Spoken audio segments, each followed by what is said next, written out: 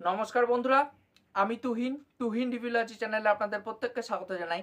এখন কথা বলবো জিদ্দার আপকামিং যে সিনেমাটা আসতে চলেছে সেটা নিয়ে একটা আপডেট পাওয়া গেছে। তা ভাবলাম যে এই আপডেটটা আপনাদের সাথে শেয়ার করা যাক।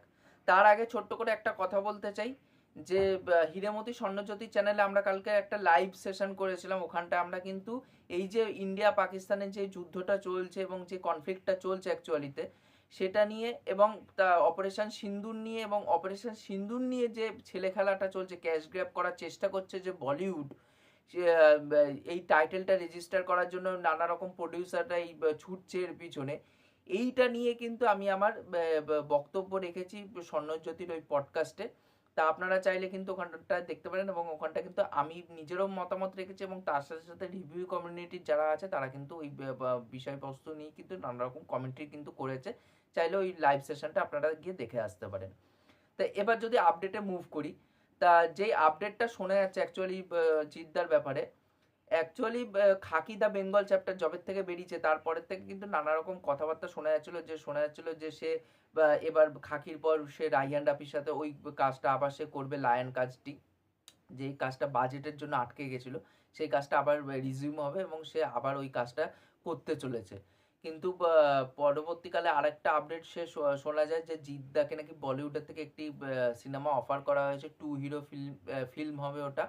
জিদ্দার সেকেন্ড হিরো হিসাবে ওই সিনেমার মধ্যে থাকবে। তা ওই সিনেমাতেও তাকে কাজ করতে দেখা যাবে এবং সে কিন্তু এখন বলিউডে শিফট করে যাবে। এরকম নানা রকম কিন্তু আপডেট শোনা যাচ্ছিলো, বাট কোনোটাই কিন্তু কনফার্ম ছিল না।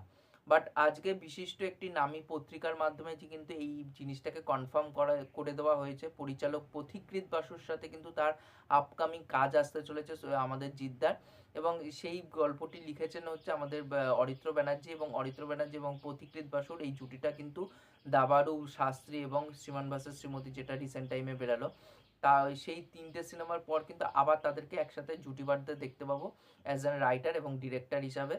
এবং তার সাথে সাথে নাকি এই সিনেমার যে বিষয়বস্তুটা হতে চলেছে একজন স্বাধীনতা সংগ্রামীর জীবনের উপর কিন্তু হতে চলেছে। জিদ্দা কিন্তু এর আগে কোনোদিন বায়োপিকে কিন্তু কাজ করেনি এবং যে স্বাধীনতা সংগ্রামীর উপর কাজ হবে এই সিনেমাটা, অনন্ত সিংয়ের জীবনের উপর, তিনি একটা টাইমে কিন্তু মাস্টারদা সূর্য সেনের সাথে কিন্তু কাঁধে কাঁধ মিলিয়ে এই চট্টগ্রামের অস্ত্রাগার লুণ্ঠনে কিন্তু যোগদান করেছিলেন।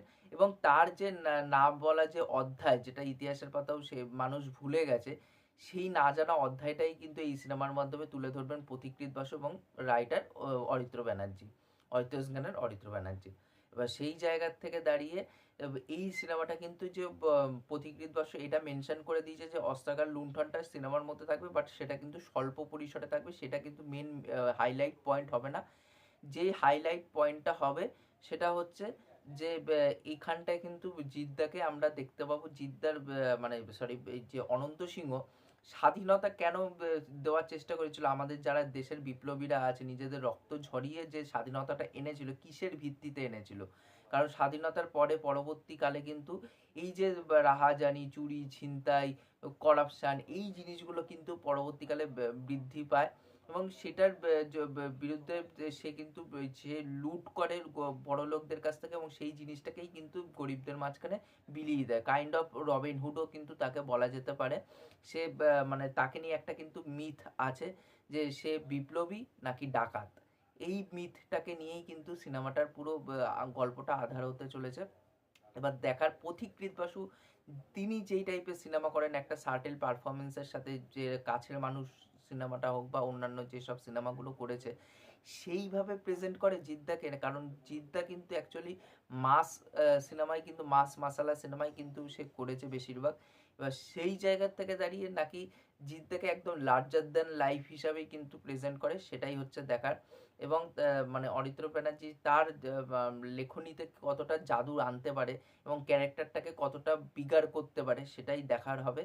এবং এই সিনেমার মাধ্যমে কিন্তু জিদ্দাকে কিন্তু প্রথমবারের মতন কোনো একটা মানে বায়োপিকে কাজ করতে দেখতে পাবো। আমি তো খুবই এক্সাইটেড আছি এই কাজটাকে নিয়ে এবং পার্সোনালি এই কাজটাকে নিয়ে দেখার জন্য আমি খুবই এক্সাইটেড। এবং তার সাথে সাথে এটা শোনা যাচ্ছে যে এই কাজটি কিন্তু কয়েকদিনের মধ্যে, মানে কয়েক মাসের মধ্যেই কিন্তু এটা ফ্লোরে যেতে চলেছে। এখন ঘষা মাজা চলছে স্ক্রিপ্ট নিয়ে এবং তার সাথে সাথে কিন্তু সাপোর্টিং কাস্টে কারা কারা থাকবে সেটা এখনো পর্যন্ত চূড়ান্ত সিদ্ধান্ত নেওয়া হয়নি। সেটা কিন্তু আমরা ক্রমশ প্রকাশ্য জানতে পারবো কে কে এই সিনেমার মধ্যে থাকতে চলেছে জিদ্দার বিপরীতে। এবং এই সিনেমাটা কিন্তু জিদ্দা কিন্তু প্রডিউস করছে না, নন্দী ফিল্মস তারা কিন্তু এই সিনেমাটাকে প্রডিউস করছে এবং জিদ্দা নিজের প্রোডাকশনের বাইরে বেরিয়ে অনেক বছর পর সে আবারও কাজ করছে অন্য প্রোডাকশনে। এবার দেখা জিদ্দার প্রেজেন্টেশনটা এই সিনেমার মধ্যে কেমন হয়। আমি তো এই সিনেমাটা নিয়ে পার্সোনালি খুবই এক্সাইটেড আছি, জিদ্দাকে কিভাবে প্রেজেন্ট করা হয়। এবং তার সাথে সাথে আপনারা কতটা এক্সাইটেড আছেন এই আপডেটটা জানার পর সেটা কিন্তু অবশ্যই নিচে কমেন্ট করে জানাবেন, কারণ আমার প্রত্যেকের কমেন্ট কিন্তু পড়তে খুবই ভালো লাগে। আর তার সাথে সাথে যদি চ্যানেলটা সাবস্ক্রাইব করে দিয়ে যান তাহলে মোটিভেশন পাই নতুন নতুন ভিডিও বানানোর জন্য। এখনকার মতন টাটা, বাই।